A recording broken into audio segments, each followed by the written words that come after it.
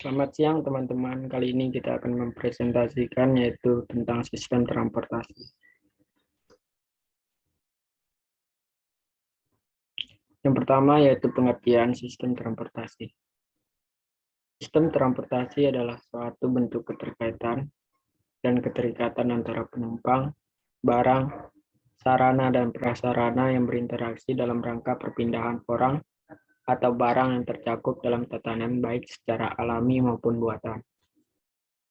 Yang kedua yaitu sistem transportasi makro. Terdiri dari 4 sistem. Yang pertama, sistem kegiatan. Manusia memiliki makhluk multidimensi yang mempunyai kebutuhan sosial, ekonomi, budaya. Kegiatan manusia bisa seperti bekerja, bersekolah, berkebun, bersawah, nelayan, rekreasi, dan berdagang. Bertempat tinggal dan mendiami ruang. Ruang dan wilayah dibentuk oleh manusia sebagai lahan-lahan menjadi modal utama kegiatan. Manusia memanfaatkan lahan-lahan sebagai tempat kegiatan, perlu bergerak untuk memenuhi kebutuhannya di tempat, wilayah, ruang, lahan, dan lain. Yang kedua yaitu sistem jaringan. Sistem jaringan transportasi adalah serangkaian simpul atau ruang kegiatan yang dihubungkan oleh ruang lalu lintas sehingga membentuk satu kesatuan sistem jaringan. Jaringan transportasi adalah rangkaian dari node atau simpul dan link atau ruas. Yang ketiga yaitu sistem pergerakan. Sistem pergerakan timbul akibat adanya kegiatan atau aktivitas manusia. Jenis-jenis pergerakan yaitu seperti perjalanan home base, perjalanan non-home base, produksi perjalanan, tarikan perjalanan, dan bangkitan perjalanan. Yang keempat yaitu sistem kelembagaan. Mengatur semua kebijakan dan peraturan terkait agar terciptanya kondisi yang kondusif, aman, dan nyaman. Seperti peraturan hukum yaitu Undang-Undang Nomor 22 Tahun 2009 tentang lalu lintas dan angkutan jalan. Integrasi moda transportasi. Moda transportasi adalah jenis atau bentuk angkutan yang digunakan untuk memindahkan orang dan barang dari suatu tempat asal ke tempat lain tujuan.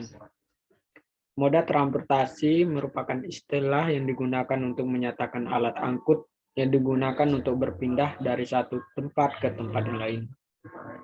Moda yang biasanya digunakan dalam transportasi dapat dikelompokkan atas moda yang berjalan di darat, berlayar di perairan laut dan pedalaman, serta moda yang terbang di udara. Moda yang di darat juga masih bisa dikelompokkan atas moda jalan, moda kereta api, dan moda pipa. Fungsi moda transportasi pengangkutan berfungsi sebagai faktor penunjang yang perangsang pembangunan, the promoting sector, dan memberi jasa, the service sector, bagian perkembangan ekonomi. Manfaat moda transportasi. Dengan adanya moda transportasi dalam kehidupan kita dapat memberikan manfaat di beberapa bidang antara lain seperti manfaat ekonomi, manfaat sosial, manfaat politik dan keamanan, dan manfaat kewilayahan. Transportasi dan pengembangan wilayah.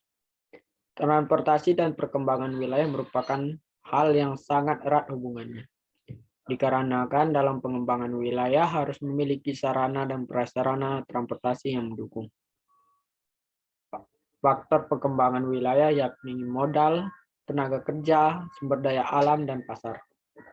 Kemajuan transportasi akan membawa peningkatan mobilitas manusia, mobilitas faktor-faktor produksi, dan mobilitas hasil olahan yang dipasarkan. Ekonomi yang maju dan perkembangan akan ditunjukkan oleh adanya mobilitas yang tinggi, yang ditunjang oleh transportasi yang memadai dan lancar. Persoalan ketidakjangkauan wilayah akibat jarak yang jauh disebabkan oleh faktor mobilitas yang masih rendah, karena dipengaruhi oleh distribusi angkutan yang belum lancar. Permasalahan transportasi. Permasalahan transportasi, khususnya transportasi darat, cukuplah kompleks. Karena transportasi merupakan suatu sistem yang saling berkaitan, maka satu masalah yang ditimbul di satu unit ataupun satu jaringan akan mempengaruhi sistem tersebut. Contohnya ledakan penduduk dalam masalah lingkungan, yaitu polusi, konsumsi energi, lahan, dan estetika. Dalam masalah sosial, yaitu kemacetan, kesenjangan sosial, kecelakaan lalu lintas. Dalam masalah politik, masalah fasilitas dan pelayanan. Kurangnya fasilitas transportasi dan rendahnya kualitas transportasi. Manajemen transportasi. Manajemen transportasi adalah sebuah proses perencanaan dan pengoperasian sistem transportasi ke arah peningkatan akses dan mobilitas arus kendaraan, barang, dan orang yang maksimal dengan menghemat sumber keuangan dan energi sehingga menjadi mutu lingkungan dan kehidupan.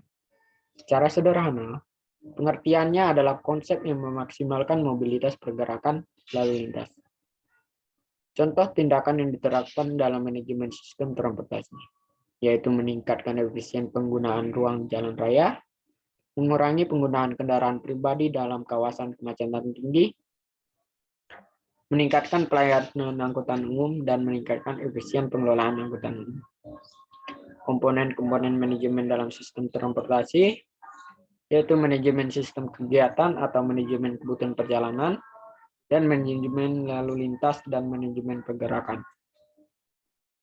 Sistem transportasi nasional atau disingkat dengan Sistranas.